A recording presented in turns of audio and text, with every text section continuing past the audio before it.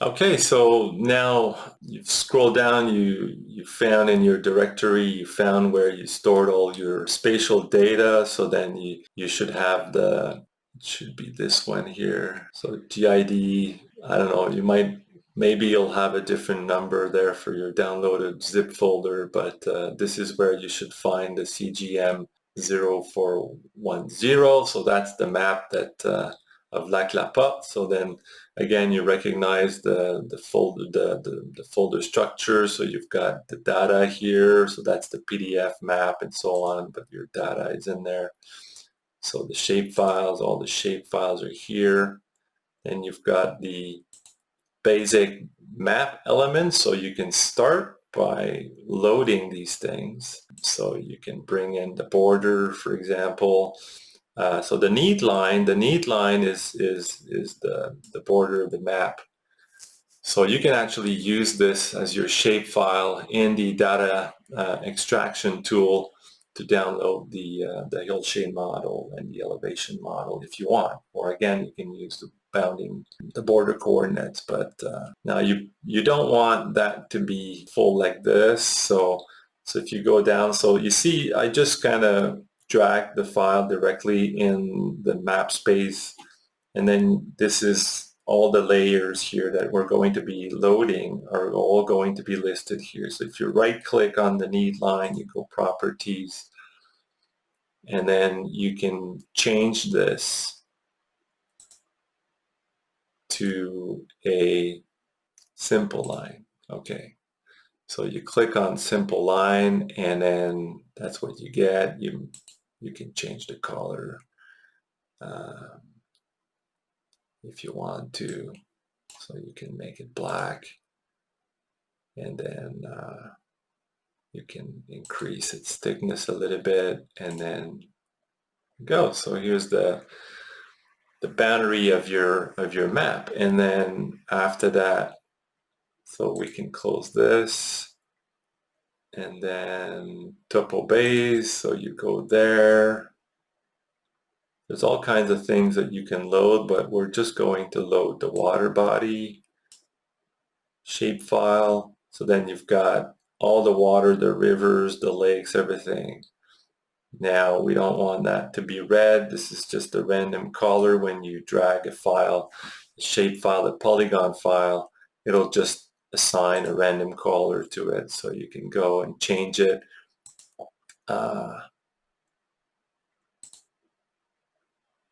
Right, so we can put something that looks a little bit more like water. Okay, so this is a nice light blue. I don't think we have a lot of, the one thing you want to make sure is you don't have a superficial unit that's of the same color as your water. So you just find a color that makes sense and that's different than your superficial geology map. Okay. And then if you went to the data extraction website and got the DM and the hillshade, then you can bring them on. So the DM is here and the hillshade is there. So I can drag this and bring it on. Now this was in a slightly different, in just a more general projection, I think. So now QGIS is asking me to decide which projection transformation I want to apply. So of course you want to check here the accuracy when you get a message like this. So you have to take the one that has the best accuracy for the transformation. Okay, and then you click, and here we go. Now it's covering the water body, so you probably want to bring this to the bottom. Okay, so then you just move your layer, and here we go. So we've got the hillshade now with the water and the bounding box of our study area. Okay, so now we're ready. We can bring the superficial geology. So for superficial geology, again, you go down here, and then you go superficial, and then you've got a bunch of shape files here. The big one is this one here, GeoPoly. Now this is, if you download like all of the federal government maps, all the Canadian geoscience maps will probably be organized the same way. They use a data system, a data model, so everything is consistent. But if you download your superficial map from the government of Saskatchewan or from Ontario or whatever, they'll probably use a different data model. So you need to look at the information that comes with your data to find out what these different shape files are. But you can preview, you see, for example, gem lines here, what are these things? And you can go layer properties, so you right click layer properties, so it gives you some information, and then you can preview the shape file here before you load it. And then you see, oh, these are all like landforms and things, okay. So you can preview, and then eventually when you find the one that contains the polygons of the superficial material, then you want to bring that on, okay. And then it's covering everything, there's no transparency, so now you need to process this. And this is the little bit of the annoying part, that's going to be the time-consuming part, is to organize the shape file so that you reproduce what you saw on the PDF of the superficial map. So you need to have all the right colors. You need probably you want to put some transparency so that you can still see the hill shade in the back, you know, things like that, as well as the water body. But the water body should be always on top. So you can bring that on top like this, okay? So then for the geo, so what you do is you right click properties again, right? And then now you see it's single symbol. So there's only one symbol for everything in that shape file. So that's not what you want, okay? You want to categorize. So you come here, you click, you categorize. It's gonna apply random colors at the beginning. You need to select a value. So now that's where you need to know the structure of those files. So there's a little bit of homework there, but when you download your data, you've got to look at the documentation, and then there's a bunch of codes here. So these are different attributes for your shape file. And then you'll find out that the U label 1 in this case is the one that contains all the labels of your superficial geology. So the till veneer, the till blanket, the glacial fluvial ice contact things, you know, the aeolian, whatever, organics, all of these things are stored in that as a U label 1 attribute. So then when you select this, then you come down here, you classify, and then you have all of your superficial units. So there's quite a lot here on this map because they subcategorized everything, you see. So you've got, for example, GF, you know, and then there's a whole bunch of T. So these are your tills, right? R is for bedrock. Now these are random colors, and that's not what you want, okay? So now I'll quickly show you how to change that. Now there are probably some automatic ways of doing this using the ArcGIS style file that the government produced. I don't know personally how to convert an ArcGIS style file or a style into and bring it into QGIS so that it works.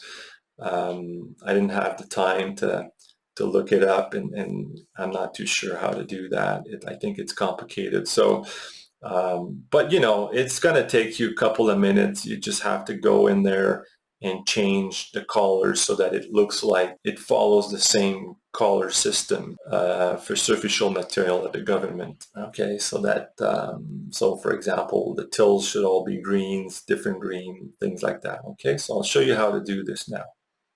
Okay, so this is something that I will put on Learn.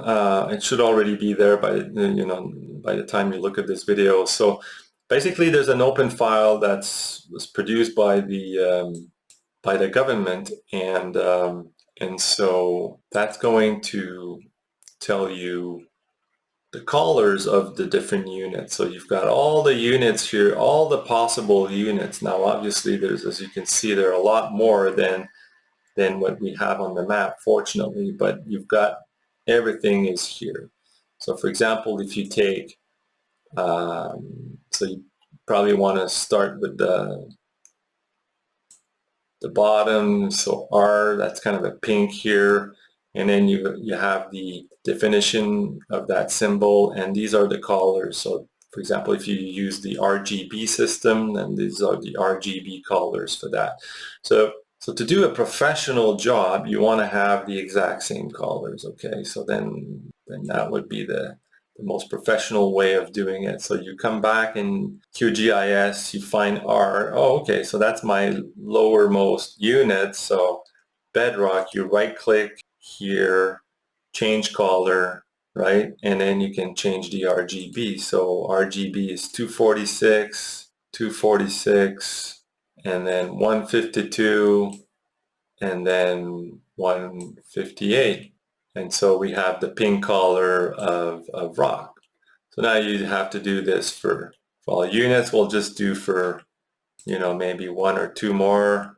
So TV, for example, those are pretty big units on this map sheet. So you'll see the change right away in a minute. So 185, so you right click, change color, 185, 219, and 157.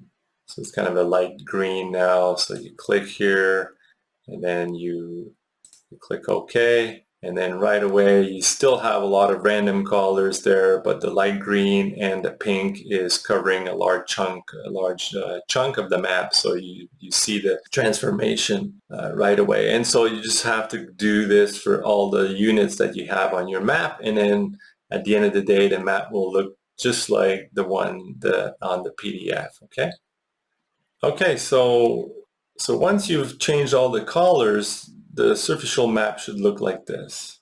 So then the next step is to perhaps add some transparency to this so that you can see the hill shade in the back. Okay, so all the layers have to be arranged in a certain order. So you put the hill shade at the back, the superficial material polygons on top, and the water body, the boundary of the study area, or in any line, any lines that you want to see, landforms and things like that on top. Okay, so then to add transparency to this, you select your polygon, your superficial geology polygon, you go to properties, and then you see all the units again, and after changing the colors according to the standard model, this is what you should see.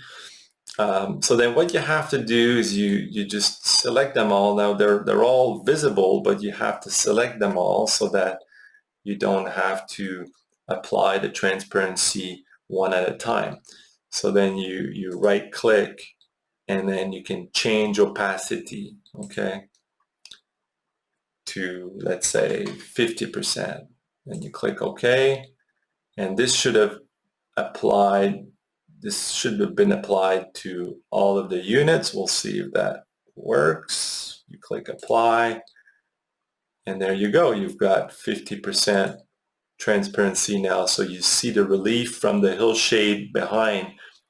It's popping out. So this is kind of a neat way of looking at your map. You see it's easier to see the relationship between the terrain and the superficial geology. So you see, for example, the hills, the bedrock hills, you see where you've got till veneer, and the till blanket is more into the depressions and the lowlands, right? So, and of course, the glacial fluvial material is in lower terrain. So then you see all these relationships really nicely, okay?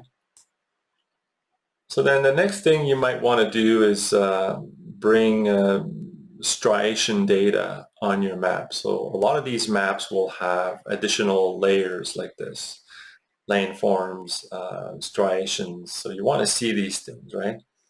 So in this particular map, they stored the striation data not in the superficial folder, but in the georepresentation folder, and so it's called pflow. So you bring this in. I already brought that in, but you can drag it and it'll show up. Now it'll show up as dots, so you want to see lines that are oriented according to their measured azimuth. So I'll show you how to do that. I've already done it, but I can show you the steps, okay? So these are the striations that have been measured across that map sheet, and I've changed the label and they're properly oriented according to the information in the database. So how do you do that? Well, you go in properties, and then you have the single symbol. That's not going to be the default when you first bring it in, but it'll probably be a simple marker, but you can select an SVG marker, and then you can scroll down and find an arrow that you like. Now you see the government has come up with standard symbols, but I don't have them in QGIS, so you can just pick an arrow from SVG, for instance, and you can change the size. Now, one thing that you might find useful is the default unit will probably be millimeters. You don't want that, because when you zoom in, your map is just going to change. It'll stay small, and it'll get smaller and smaller, and you can't see your striations. So the best is to select map units, and then you, depending on the map scale, you just find a good width, a good scale for it.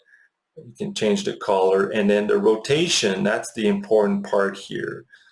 The rotation, you want your arrow to be oriented according to the azimuth information in the striation file. So you have to go here, select the field, and then it's in this particular map, it's in this attribute here, pflow4. So how do I know this? Well, it's when you look at a shape file, you can actually look at the attribute table, right? So you can find all the attributes here. So you've got the station number, oh, this was an ice flow measured, and oh, pflow4, that's the azimuth here, okay? And then there's more information about cross-cutting. There might be age relationship, oh, what type, oh, it was a striation, oh, it was a groove, things like that, right? And so there's a lot of information in these tables, but the first one you want to see is the azimuth, right? So then that's what you're going to use. So you go here, right-click again in your properties, and then the rotation, you click here, field type, you select this, number 4, and now it's going to set the orientation according to the degrees in that attribute table, and then you click OK, and you should see something like that. And because you chose map unit scale, then it's not going to change size as you zoom in or out, so that's very convenient. But then you see that in some places there's a lot of cross-cutting, ice flow going in different direction, so then you might want to find in that file the information about the relative age, okay? So and then you can figure out which one is the oldest, which one is the youngest. There might be a report associated to the map. There might be some papers explaining you the whole story. So I'll let you do your homework. This is where you have to dig in. But again, for this basic QGIS tutorial, this is all you need to know at this moment to bring in all your data, the hill shade, the elevation. The elevation is different than the hill shade. The hill shade is not your elevation data. That's just the hill shade. You need to bring the elevation for, you need to bring the DEM, okay, if you want to see the elevation and if you want to interrogate the elevation, right? So this is the elevation, right? Then you can get a lot of information about average elevation in your map sheet, things like that, okay? This, if you need, I can give you another tutorial on how to do all of these little things, but this is an introduction. So now you've got everything you need to get started. And then in the next tutorial, tutorial about QGIS. I'll show you how to make a map layout, how to add coordinates, a grid, a north arrow, a scale in QGIS, and then save it as a PDF or a PNG image or whatever. Okay? All right. See you then.